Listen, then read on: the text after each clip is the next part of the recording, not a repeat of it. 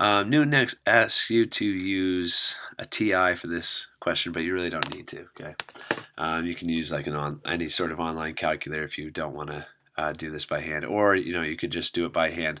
Find the confidence interval by finding the mean, the standard deviation, and noting the sample size. Let's see if we can dig up here.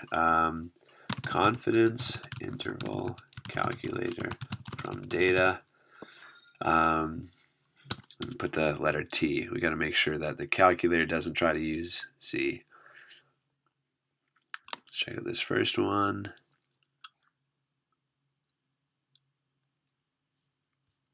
Oh, they're going to still make us report out the mean. Okay, we can do that real quick. If you Google search like a summary statistics calculator,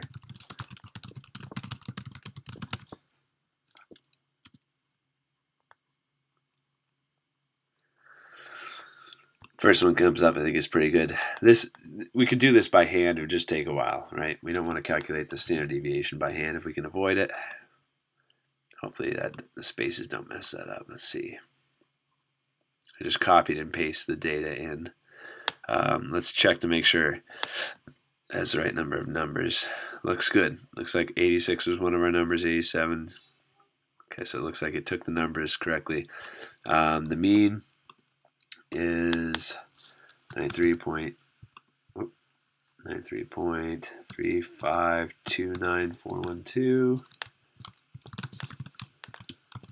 Standard deviation is 4.21220216. What else do we need here? I think it's everything. The sample size, does it report that?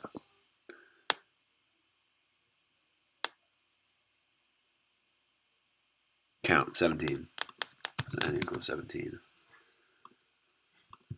Okay, so in this calculator over here, now we can give them what they want. The mean was 93.3529412.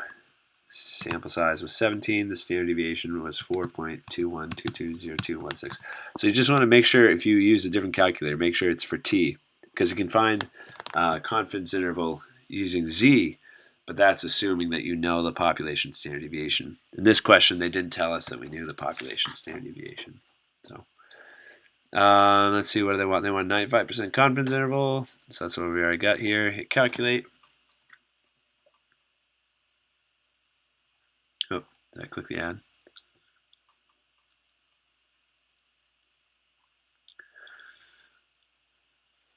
Let's see. There's our confidence interval right here. These two numbers. Okay, you could do that by hand too. Once you have the mean and the standard deviation, it's the same process. Just carry out your decimals in order to make Newton happy here. That's our confidence interval.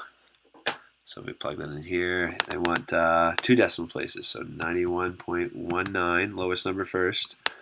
Then we got 95.52.